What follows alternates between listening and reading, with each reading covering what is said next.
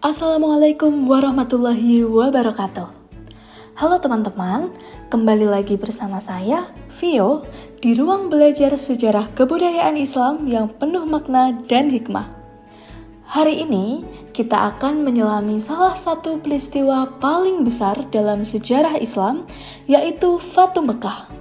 Penaklukan kota Mekah oleh Rasulullah SAW dengan para sahabatnya. Namun, perlu diingat, peristiwa ini bukan hanya tentang kemenangan militer, tetapi kemenangan akhlak, keimanan, dan kasih sayang. Kita juga akan mengenal 3 tokoh yang sangat luar biasa, yaitu Hatib bin Abi Balta'ah, Al-Abbas bin Abdul Muthalib, dan Amr bin Ash. Teman-teman, setelah perjanjian Hudaybiyah pada tahun ke-6 Hijriah, Rasulullah Shallallahu Alaihi Wasallam dan kaum Quraisy sepakat untuk berdamai selama 10 tahun. Namun, perdamaian itu dilanggar ketika sekutu Quraisy yaitu Bani Bakar menyerang Bani Khuza'ah yang merupakan sekutu Rasulullah Shallallahu Alaihi Wasallam. Peristiwa tersebut menodai perjanjian damai.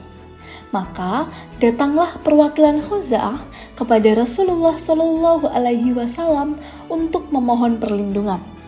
Rasulullah tidak terburu-buru. Beliau menunggu waktu yang tepat karena misi beliau bukan membalas dendam, melainkan menegakkan kebenaran dan keadilan. Akan tetapi, Rasulullah Shallallahu Alaihi Wasallam akhirnya memasuki Mekah dengan 10.000 pasukan, disambut takbir yang sangat menggema. Mereka bergerak diam-diam dari Madinah menuju Mekah agar tidak menimbulkan kepanikan. Disinilah muncul peran para sahabat yang akan kita bahas, masing-masing menunjukkan ketulusan, keberanian, dan kebijaksanaan dalam mendukung Rasulullah Shallallahu Alaihi Wasallam. Sebelum pasukan Rasulullah beserta kaum muslimin berangkat, Rasulullah Shallallahu Alaihi Wasallam merahasiakan tujuan ekspedisi ini.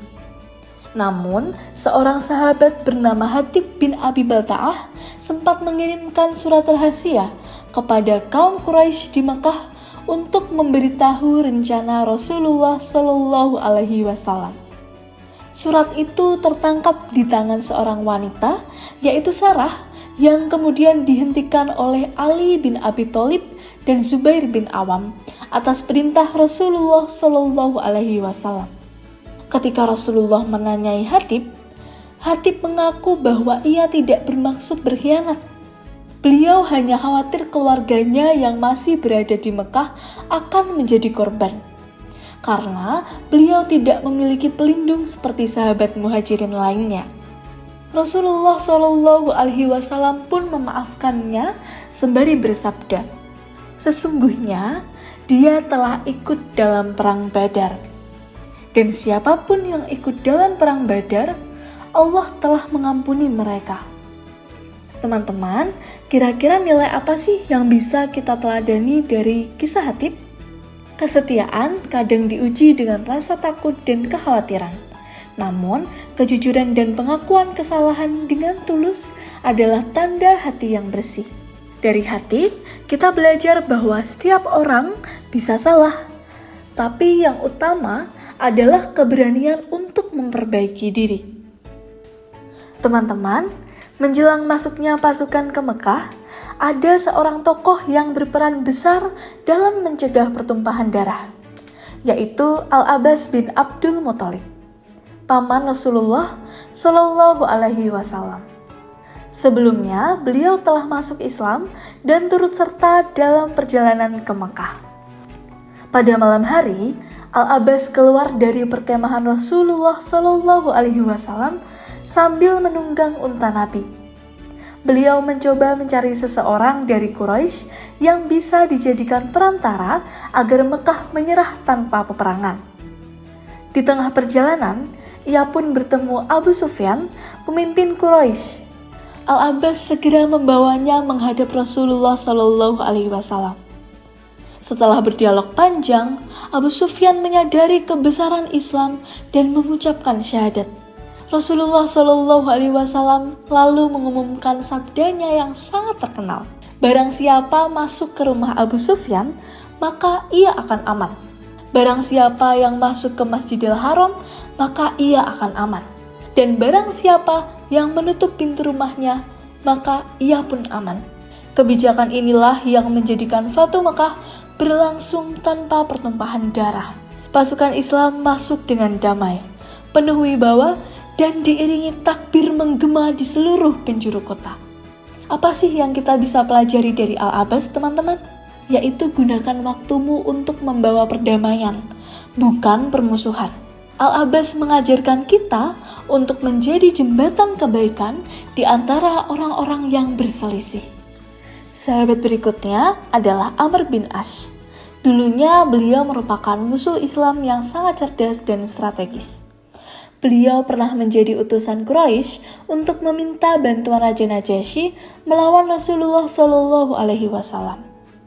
Namun akhirnya Amr menyadari bahwa kebenaran ada di pihak Rasulullah Shallallahu Alaihi Wasallam. Menjelang Fatu Mekah, ia datang kepada Rasulullah Shallallahu Alaihi Wasallam dan berkata, "Wahai Rasulullah, ulurkan tanganmu agar aku berbaiat." Rasulullah Shallallahu Alaihi Wasallam pun menyambut dengan senyum dan tangan terbuka.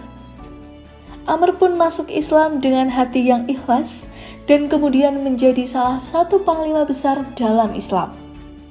Keteladanan yang bisa kita ambil dari Amr bin As adalah kecerdasan sejati bukan hanya tentang berpikir cepat, tetapi juga tentang kerendahan hati untuk mengakui kebenaran.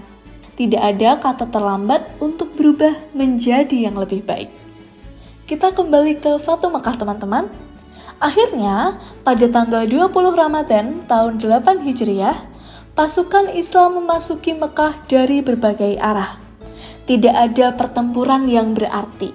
Rasulullah Shallallahu Alaihi Wasallam memasuki kota dengan kepala tunduk penuh syukur, bukan dengan kesombongan. Sesampainya di Masjidil Haram, beliau mengelilingi Ka'bah sambil bertakbir dan menghancurkan 360 berhala yang mengelilinginya seraya membaca firman Allah. Telah datang kebenaran dan lenyaplah kebatilan. Sesungguhnya kebatilan itu pasti lenyap. Setelah itu, Rasulullah Shallallahu Alaihi Wasallam pun memaafkan seluruh penduduk Mekah. Bahkan mereka yang dahulu paling memusuhinya. Beliau berkata, "Pergilah, kalian semua bebas." Islam bukan merupakan agama yang penuh dengan dendam, tetapi merupakan agama kasih sayang. Kemenangan sejati bukan saat musuh kalah, tetapi ketika hati manusia terbuka untuk kebenaran. Sekarang, giliran teman-teman untuk membuat mind mapping sahabat Rasul yang berperan dalam Fatu Mekah. Tentukan perannya dalam dakwah Rasul dan nilai keteladanannya.